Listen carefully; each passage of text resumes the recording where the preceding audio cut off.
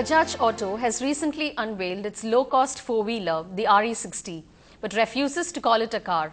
Its managing director Rajiv Bajaj says Bajaj Auto is an anti-car company as cars are too big and too expensive. He also dismissed the comparison of the RE60 to the Nano. He was speaking at NDTV Profits Business Leadership Awards.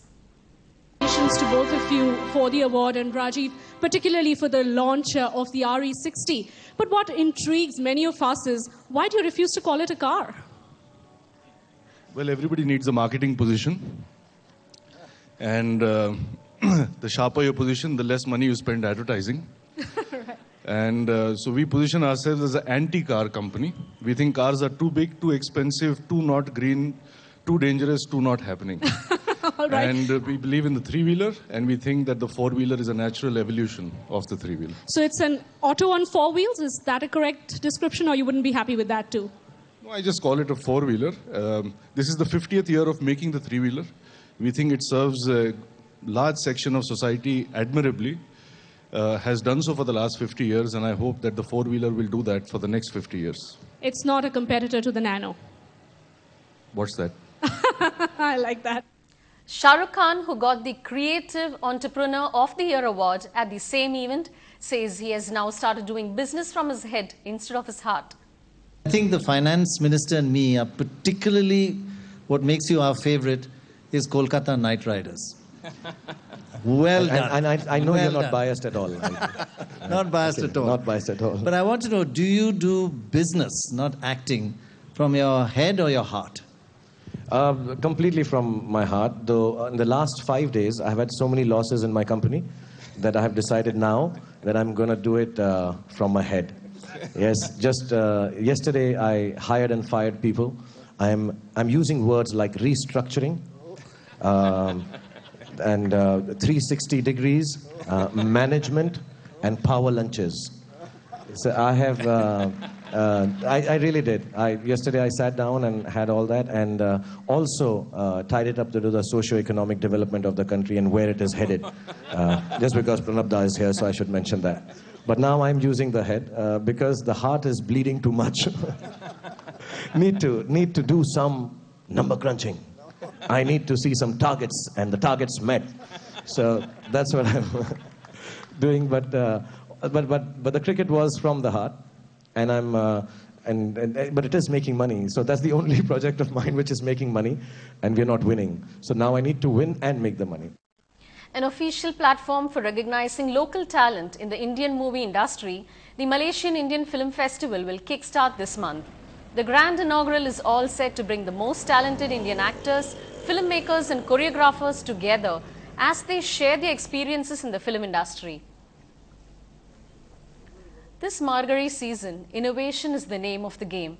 And we are not talking just about cultural performances.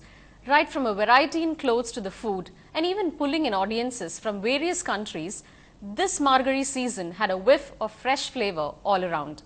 One man decided to etch his name quite literally during the Margari season and has succeeded in doing so. Fawaz Jalil has the story. Prakash Vaithanathan, an alumnus of IIT Madras, is a teacher by profession. But he has a very fascinating hobby, innovation. Science apart, Prakash had a long time wish to preserve our cultural heritage. And lo, he hit upon an idea of manufacturing t-shirts with ragas printed on it in different languages. The first of its kind, he says.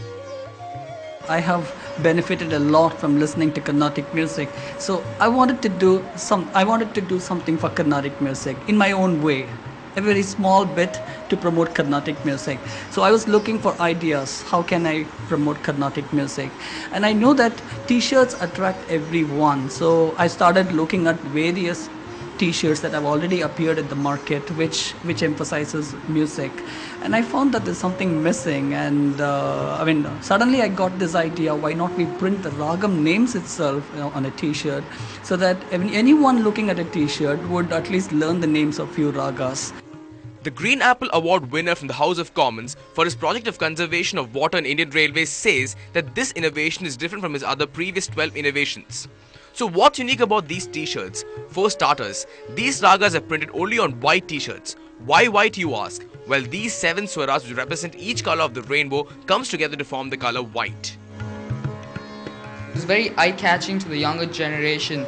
So it's going to make them very curious and want to learn Carnatic music. Nowadays, the youngsters doesn't know anything about Carnatic music. I think it will be really helpful to spread. Though the t-shirts are a hit with the public, Prakash does not want to cash in on his new innovation. He is ready to share his idea and wants these t-shirts to be introduced in schools so that the younger generation does not forget the legacy of classical music. Too willing to give this concept free of cost to every state government in our country. All I expect is just a letter of thanks from the state government.